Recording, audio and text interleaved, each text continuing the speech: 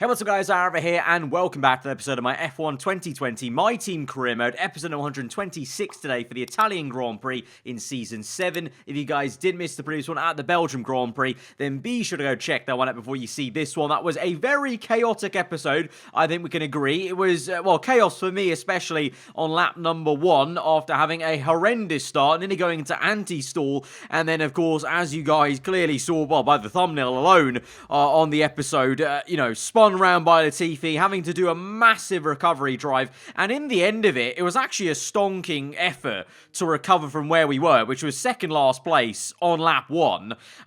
We did get helped out with a few little things here, obviously people fighting, the slipstream's quite powerful, and obviously our car overridingly has been the quickest car this entire season. There's a reason why myself and Lando are 1 and 2, but it was, a few things came in our favour. Verstappen pitting late, which meant we only finished 1 position behind Lando in that race, and so in the championship we're still looking very, very good in terms of that cushion we have to him. As I said, as a team we're looking mighty strong. It's really all about behind us. There's a fight for P2 between Racing Point, McLaren and Mercedes, with Gasly looking ever present in a lot of these races and doing very well compared to Verstappen, which is very surprising. And as I've said, there seems to be just some curse with the silver arrows, with one car doing well and one car just physically can't. McLaren have been a bit wish-washy, great in the race, not so great in qualifying. And Racing Point, as of late, they've been quite consistent actually, and Stroll and Albon both have taken turns to look quite strong in a few glimpses here and there. So we'll see. It was a very strong race, of course, for Racing Point last time out, but it's an even better one for Pierre Gasly, who now sits in 3rd place after having won the Belgium Grand Prix, a commanding win. Let's see if our team can return to form, because Lando didn't look too quick around Spa, and obviously we had our issues. But as we said in that episode, historically, last few seasons have been quite tough for us at Spa. For some reason, the FOM car is just not that great around Spa. And to be fair, it's also hasn't been that great around here, around Monza, because it's just a bit of a draggy car. And the way the slipstreaming works with the AI, you can catch a lot quicker when you're behind a car, but once you break that toe, then it's harder to catch people. We've just been caught up in a lot of messes historically in the series, not even on this game, in just all the games on F1. There's always a bit of a messy Grand Prix around Italy and Spa, where, certain AI cars can get away from you, and it's very hard to challenge for the top spot. So let's see if we can maybe rectify that in Season 7. We certainly started off looking a bit strong there, both of us in the top 5, so that's pretty good news in Q1. Lance Stroll, though, looking ever strong as well. Gasly, though, right up there as well. Surprised to see McLaren with Ocon way down the order there in the bottom, I think, P12, whatever that was. So we'll see if he can speed up then as we move through into Q2. So obviously no qualms for us in Q1. And the car seemingly looking a little bit quicker there with, in Q1, really, usually, we're not actually that high up, and both of us were. And despite the car not feeling amazing in Sector 2, but that's maybe more because of the lower wings. We're running, I think, 3.3, so even with a maxed out car with all that downforce, because you're running such low wings to what you're maybe used to at other circuits, even though it's a bit different, setup to setup, circuit to circuit, it still feels a little bit on edge every time you go that low on the wings, especially in a track like this where you're coming at the corners so quickly. So the car didn't feel amazing in Sector 2, but I think the lap time is there. As we go across the line, it's a pretty strong lap for us there, ahead of Lando down in P4, and by the end of it, he's down in P8, and we're in P3, looking very good. But my, oh my, what a shocking qualifying it was overall, though, because let's talk about this. The 2 Mercedes cars knocked out bottom 2 of Q2. Lewis Hamilton was in 1st, which is not that surprising. The McLaren is a quick car. But then Jack Aitken in the Williams is in 2nd. Giotto, his teammates up in P. Both Williams cars are through into Q3 for the first time ever in this series, I think. Both Red Bulls are through. A Ferrari of Leclerc, very lofty. His teammate Giovinazzi got knocked out in Q1, and he's made it through into the top 10 shootout. And both Mercs and the man who dominated last race is out in P14. So very, very strange qualifying for the second part there. Not for us, for everyone else. I mean, I was all calm. I thought it was a normal session, but clearly away from where we were on track, things must have been happening. Traffic, I don't know, but everyone's had a bit of a mare there. It's a bit of a messy one, and Mercedes been massively caught out. So this is going to be quite an interesting top 10 shootout then, with Williams in the mid. They look pretty damn quick for some reason. I don't know what's going on. I mean, we've seen some pretty bonkers results anyway. I mean, we saw saw George Russell winning an Alfa Romeo only 2 races ago, so anything's possible, it would seem, in this season of ours. But yeah, no, looks like Williams are taking some notes from our Road to Glory series, where the Italian Grand Prix is the only place where they look quick maybe in a straight line, and they've got no downforce or chassis performance to help in the corners. But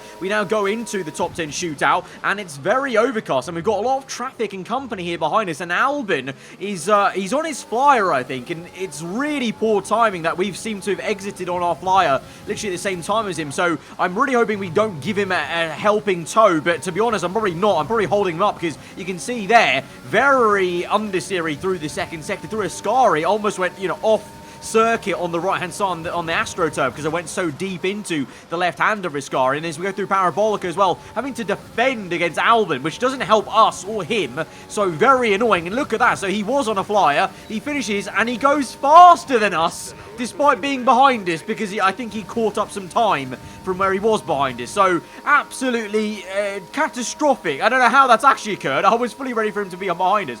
So we're now in P5, and the issue is, though, as we enter our second flyer, there was ominous signs of why it was so overcast, because the rain is on its way. Some surprise rain. So yet again, for a second episode now, the rain's going to hurt us in our second flyer. This time, it's not such a disaster. We're in the top 10 shootout. We're in P5, but that banker lap could have been a lot better. We could have been at least, I would say, P3. And at the moment, as it stands, hang on a minute, I haven't even talked about this. At the moment, look at the top left. Albon's ahead of us. Look who's in P3. Jack Aitken is in P3 in the Williams right now. Ricciardo's behind us, Stroll. So I don't know where Lando is, but we've aborted this lap, because you saw on the top right, we were 4/10 down. The rain's falling. The track's got no grip. And so that's it. That first lap was it. That banker. And in the end of it, surprise, surprise, our ever-quick teammate Lando Norris is on pole position for the Italian Grand Prix. But it's not really about him. It's, well, many stories going on here. Leclerc is on the front row in a Ferrari, where his teammate got knocked out in Q1.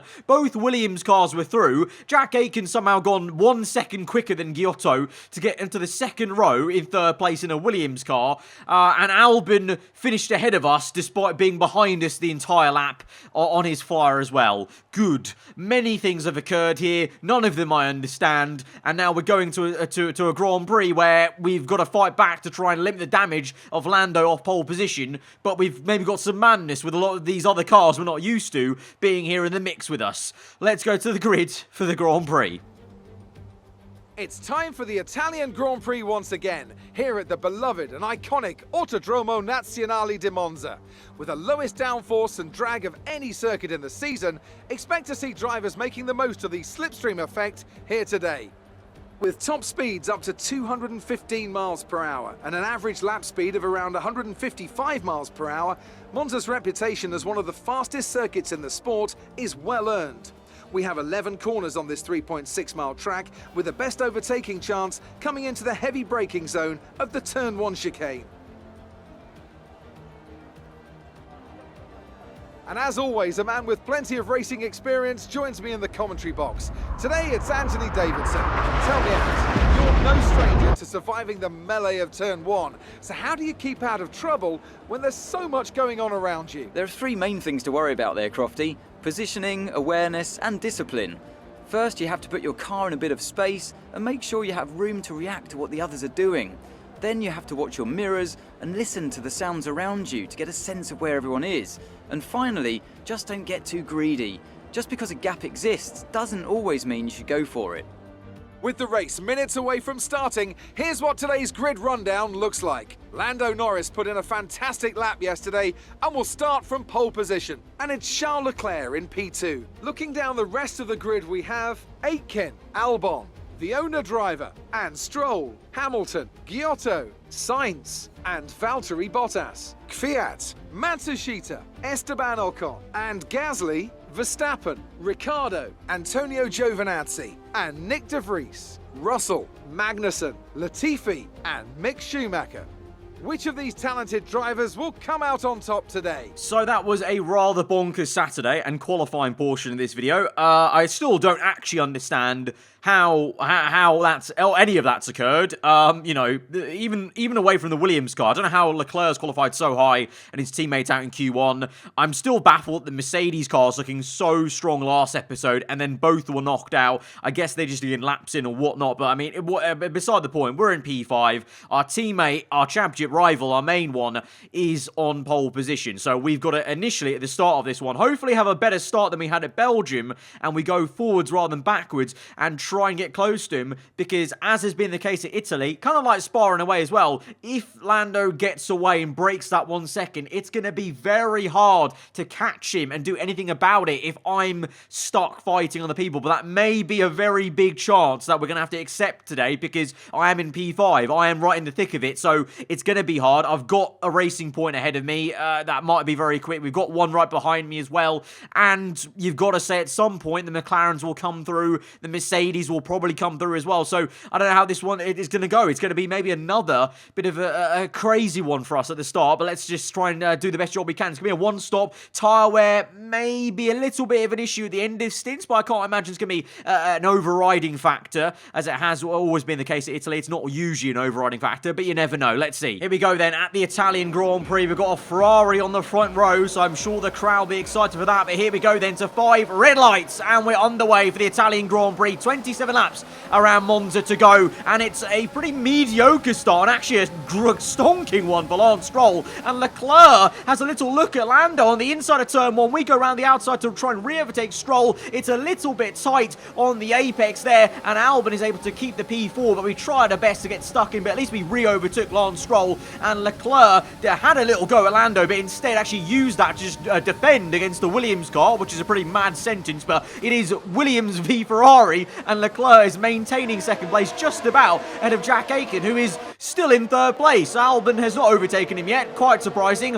and Lance Stroll is right up my gearbox. We go a little bit defensive there to try and cut him off and stop anything happening on the inside, but already you're seeing a bit of chaos ensue, and I'm just getting a bit of anxiety towards about the amount of cars all in a line, and the slipstreaming trains can begin, as now we've got, look at that ahead, Aitken goes down the inside and goes for P2. Aitken and Leclerc side by side through Ascari. They've slowed up Albon. We're going to come onto the scene along with Lance Stroll, and it's going to be 3 wide nearly between the Williams, Ferrari and Racing Point. We get oh so close, so maybe having a bit of a moment there with Albon as we gave him a little love tap on the gearbox, but in the end went down the inside of Aitken, and we got a great exit. And then look at this slipstream here with ERS, no DRS obviously on lap 1, but as we go across line for lap number 2, this has been a much more successful lap 1 than was at the case at Spa. But look at Leclerc with a big dive, and look at Albon coming through with such speed that he drifts through the second corner as Leclerc makes some contact. It's all kicking off here, so maybe I stand corrected. It was initially a really good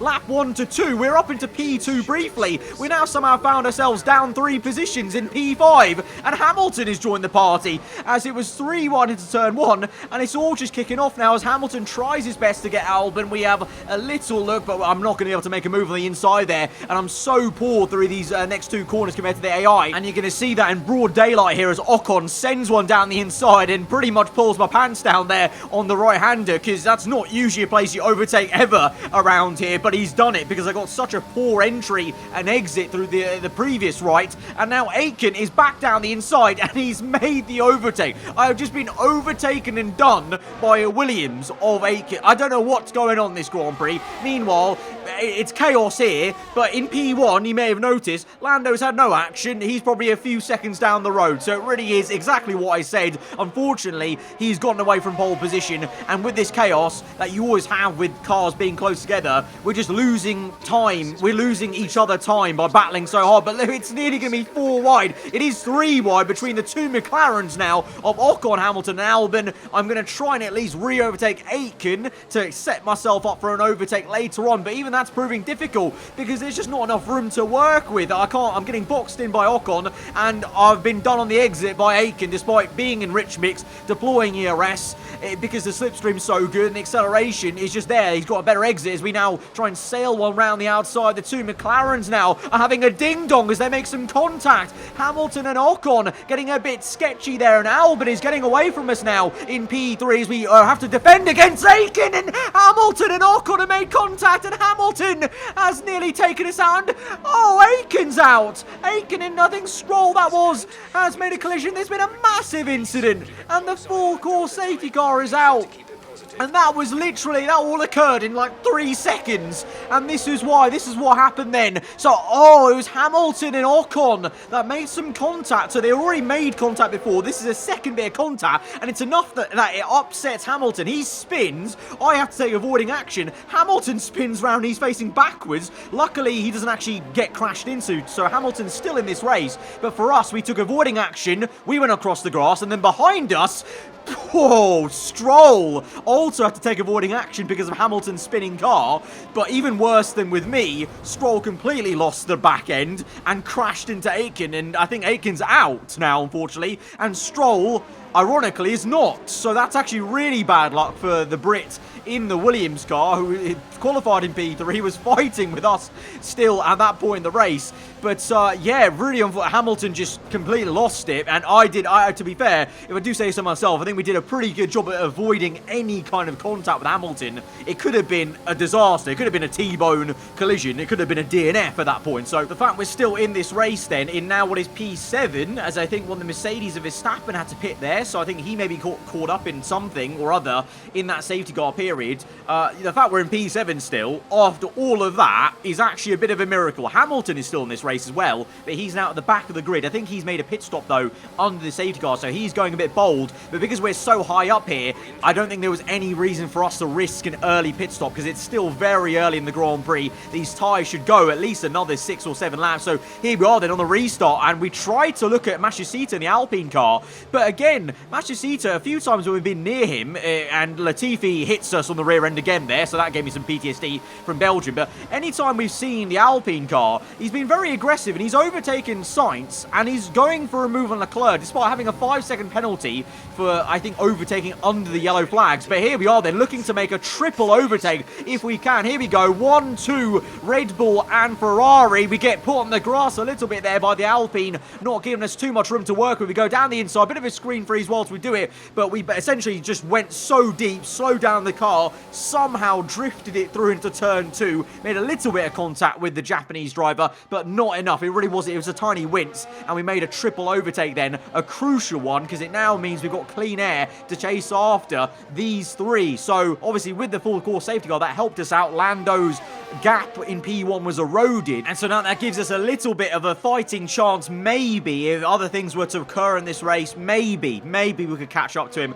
We'll see. This car is quick. We're in P4 now. We've got the clean air, and I think we'll hopefully catch Ocon and Albon, because they are going to commence battling here for P2 and 3. At the moment, they won't lose too much time like this overtaking on the main straight, but if they were to battle in other places on the circuit, as we come up here, this is literally the very next lap now. Albon is going to go for a move on the inside of Ascari. It's going to be a big old dive, and look how much time they've lost having to lift off for each other and give each other room. And you can see just at the bottom of your screen, we're going to come through there, and we are catching a little bit by little bit. So if they continue to fight like this, they're both actually catching Lando, but they're both also losing time to me with a big lock up there from Albon, and this is fantastic for us to watch, but also great news for me in my cockpit in P4 as Albon now comes in for an earlier pit stop. Ocon continues on. The same for Lando will continue on as well. As I said, the tyres can go a little bit longer, but the Racing Point team feeling the need to pit in a little bit earlier. Maybe will they go to the hard tyres? Let's see what everyone does. We're definitely going on to mediums,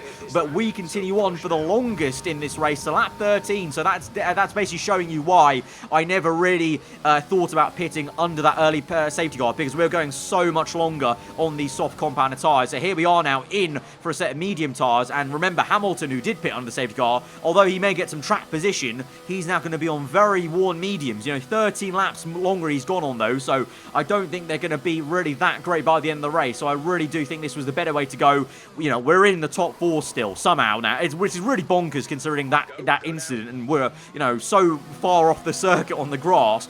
I really didn't think we were going to be in that position at that moment in time, in the middle of that crash and collision and near miss contact. So I'm really happy actually where we are at the moment, and I still think we have a great chance of at least P2. Let's see about P1, because there is Lando. There's a bit of a gap, but it's not that far off, so let's see. But first and foremost, we have to catch up to these two after the pit stop's been done and gone. We're all on medium tires, and Albon and Ocon will continue to fight. Behind us is Gasly and then Hamilton. So Hamilton's actually recovered quite well, but he's now got to take those tires all the way to the end, so that may be the issue for him. But this is exactly what we want to see. Ocon sends it down the inside, and again at the same place as Ascari, where they lose so much time to each other, having to give each other room. And look how quick we are off that corner exit on the left-hander, and we are so much visually closer. And again, those two will go neck and neck. It's a similar move that Ocon makes down the inside, bit of a twitch from the rear end, and now lap 18, personal best lap time on the first and second sector, and we are now in the driving seat here. We have arrived, and we've got a lot of fuel to play around with as well. We're going to take this nice and easy in the parabolica, lifting off early, because I don't need to make a move this corner. It's now, as Albon gets squeezed out by Ocon. He has a bit of a twitch on the front end. We're going to pounce. We're going to use ERS and DRS to get past him across the line. As we open DRS, we then get in the toe of Ocon, try and push aside Albon a bit, and we go for the double pass now. We try and squeeze Ocon into turn 1, but he's still got his nose in, and we've actually drifted ourselves through turn 2 as we got a little bit too eager on the throttle. That's allowed Ocon to make a really tasty switchback, to be fair to him, so we have to continue this fight now with the Frenchman. We're trying to go left and right, not too sure where to go. In the end, we decide to go right, but this time I do successfully squeeze out the Frenchman to the inside of the next corner, and we're able to book in that P2, and Albon just made a diving effort on Ocon there. So as I look back behind me, they've actually started fighting already, and that's exactly what we want here, because they're going to fight so much that already, actually, look at the top left there, as we have a bit of a screen freeze again, apologies.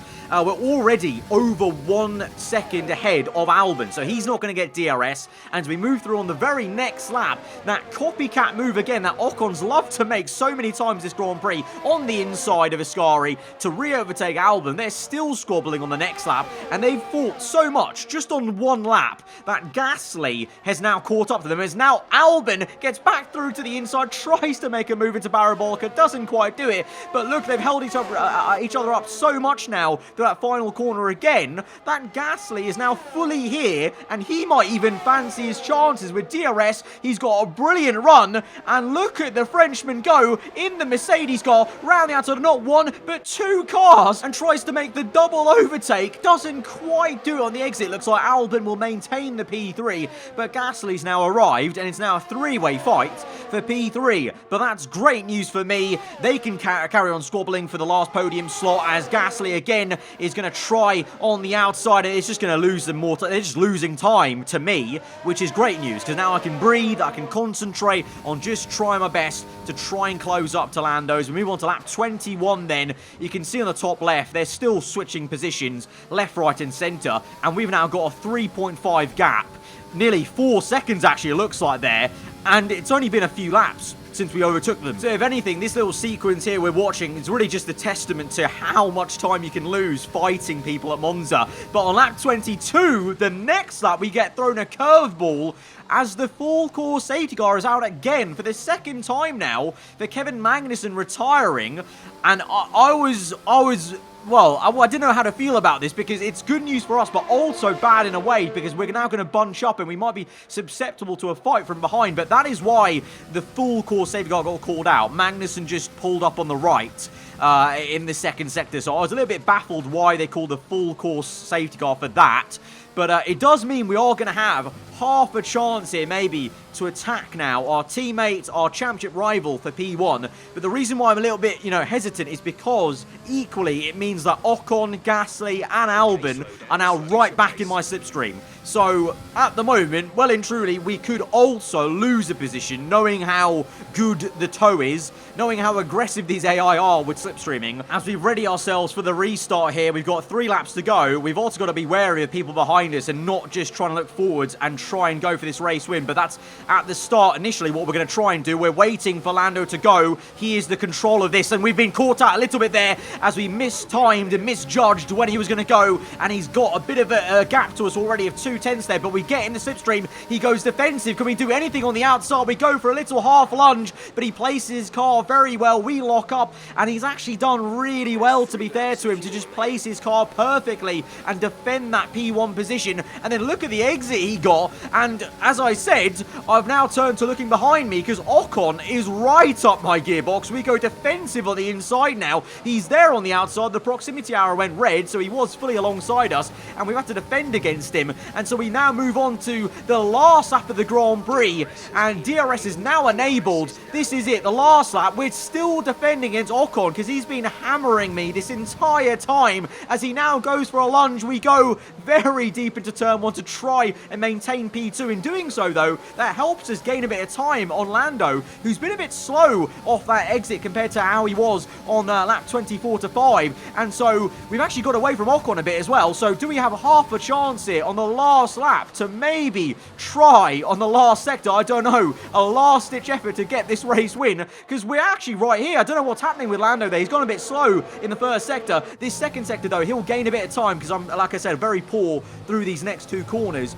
But and Ocon's going to catch up to us. So this is going to be very, very close. We've got DRS here. We're opening up. We're going to use some ERS, but not all of it because I want to save some for after Scari. But here we are. It's been a personal best lap for Sector 1 and Sector 2. We're trying our best, but just a little bit of lack of grip there with the tyre wear maybe kicking in, and Lando is able to pull away as we go down this straight. Good old classic screen freeze for good measure right in the lap. Of course it is. But here we are through the last corner, Parabolica, and it's oh so close, and we lose the back end. And it's just not meant to be. We tried our best, really, but in the end, it just wasn't enough. Lando had us covered the entire time, and so he goes on for the pole to the win and wins the Italian Grand Prix. But for us, considering where we were and what happened to us that race, P2 is a very good job. Here we are then, a thoroughly deserved win in Italy after another excellent Grand Prix. Ant, talk to me. What do you think it was that sealed the win for them? Well, the safety car completely changed the race, didn't it? It's hard to say exactly what would have happened without it, but there's no question that they came out of that situation in a good position. Well, I'm thoroughly exhausted after the excitement of that race, but I'm sure it's nothing compared to our drivers here.